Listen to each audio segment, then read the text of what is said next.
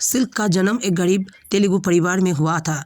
इनकी माँ और पिता काम करने किसी तरह अपने बच्चों का भरण पोषण करते थे।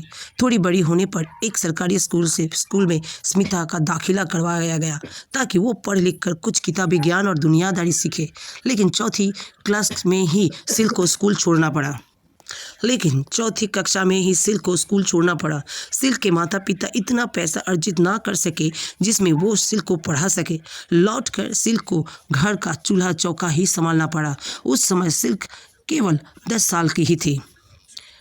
सिल्क उम्र में तो छोटी है, लेकिन वो देखने में बड़ी लगने लगी थी। उस समय से पहले ही उनका दैहिक विकास इतनी तेजी से हुआ कि खुद उनकी माता पिता ना समझ पाए कि उनकी बेटी इतनी जल्दी बड़ी कैसे हो गई।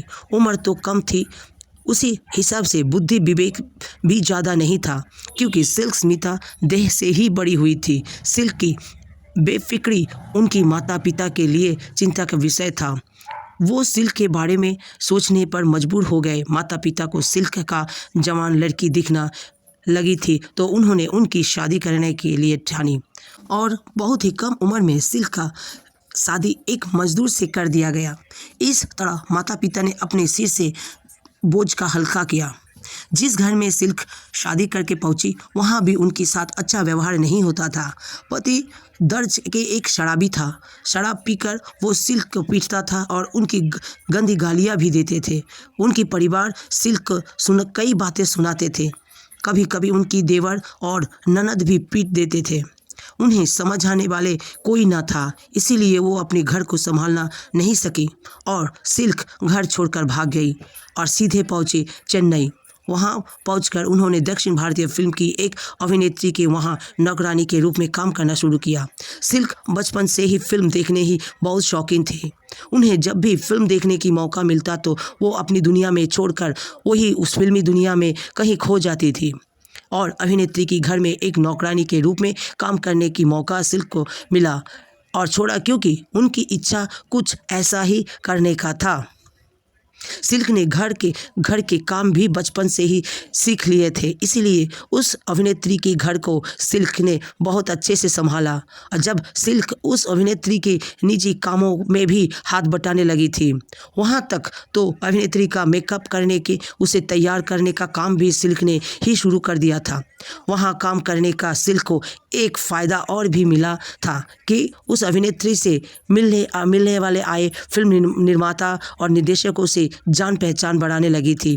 एक दिन एक जाने माने फिल्म निर्माता की गाड़ी देखकर सिल्क बहुत प्रभावित हुए और वो दूर से ही खड़े होकर उसे निहारने लगी। इस पर उनकी मालकिन ने तंग कसते हुए कहा था कि इस बड़ी गाड़ी को देखकर कहीं इसमें बैठने का सपना तो नहीं देख रही हो। अपनी मालकिन को ये बात सिल्क को अच्छी नहीं लगी और उन्होंने पलटकर जवाब दिया कि वो एक दिन ऐसा ही गाड़ी में ज़रूर बैठेगी और वो गाड़ी खुद अपने ही होगी। सिल्क ने फिल्मों में ऑडिशन देना शुरू किए और किसी एक्टिंग स्कूल से तो गई नहीं और ना ही उन्होंने कभी कोई अभिनय सीखा। बस ऑडिशन देकर ही चीज़ों को धीरे धीरे सीख रही थी। उन्होंने एक फिल्म के ऑडिशन में ही कुछ इस तरह की कामों का अंदाज दिखाई कि उन्हें इस फिल्मों में एक आइटम नंबर करने के लिए लिया गया। सिल्क की अंदाज काम कर गई और धीरे धीरे उनके पास आइटम नंबर के लिए कई फिल्मों ऑफर आने लगे। कुछ ही समय सिल्क ने अपने समय की दक्षिण भारतीय सिनेमा की आइटम किंग बन गई। उनका आकर्षण इतना तेजी से और इतना बढ़ गया था कि एक फिल्म को हिट कराने के लिए इनके लटके झटके ही काफ़ी थे। बस तो सिल्क को कई फिल्मों में देखा जा चुका था, लेकिन वर्ष 1980 में आई तमिल फिल्म चंडी चक्रम उतने दर्शकों को बीच सिल्क का एक अलग ही पहचान बना दी। इस फिल्मों में वो एक शराब का ठेका चलाने वाली लड़की बनकर नजर आई। वर्ष 1989 में इस फिल्म का प्रेम प्रतिज्ञा नाम से हिंदी रीमेक भी बनाया गया, जिसमें मिथुन चक्रवर्ती और माधुरी दीक्षित मुख्य भूमिकाओं में नजर आए। वहां से सिल्क का करियर ने एक ऊंची उछाल मारी और वो दक्षिण भारतीय सिनेमा में काम करने वाले निर्माता निर्देशकों की आइटम नंबर के मामले में पहली पसंद बन गई। उस समय सिल्क निर्माताओं से 50,000 रुपया तक अपनी फीस को भी तय कर लेती थी। एक आइटम नंबर करने के लिए सिल्क की फीस भले ही ज़्यादा थी, लेकिन फिर भी फिल्मों के निर्माता के लिए ये हमेशा तैयार रहते थे। वो जानते थे कि सिल्क का एक आइटम नंबर ही फिल्म को हिट कराने के लिए काफ़ी था और सिल्क का नाम दिन पर दिन बड़ा हो जा रहा था। इसका असर वो हुआ कि सिल्क को फिल्म इंडस्ट्री में आए सिर्फ 4 साल ही बीते थे और इतनी कम समय ही उन्हें लगभग 2200 फिल्मों में काम कर लिया था। हालांकि जब इनका काम सिर्फ आइटम नंबर की ही थी, सीमित नहीं था, वो फिल्मों में कुछ छोटे मोटे और कभी कभी बड़े किरदारों में भी नजर आ रही थी। तमिल फिल्म इंडस्ट्री में कमल हसन और रजनीकांत दोनों के साथ सिल्क का खूब काम किया।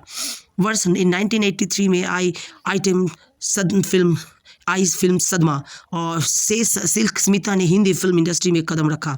इस फिल्म में होना भी एक ज़रूरत ही माना गया। उस समय सिल्क स्मिता के चर्चे चारों तरफ थे और वो फिल्म वर्ष 1982 में आई तमिल फिल्म मुद्रम पिराई की रीमेक है। फिल्म के निर्देशक बालू महेंद्रू की इस फिल्म की कहानी बहुत ही धीमी लगी और वो इसमें कुछ तड़का भड़कता करना चाहते थे कि फिल्म में मुख्य कलाकार कमल हसन और श्रीदेवी के बीच कुछ बोल्ड सीन फिल्माया जाए। इनके साथ वो संभव ना हो सका, इसीलिए इस फिल्मों में सिल्क स्मिता को लिया गया और सिल्क स्मिता ने इस फिल्म को बेहद खूब कहानी में भरी रंग भर दी।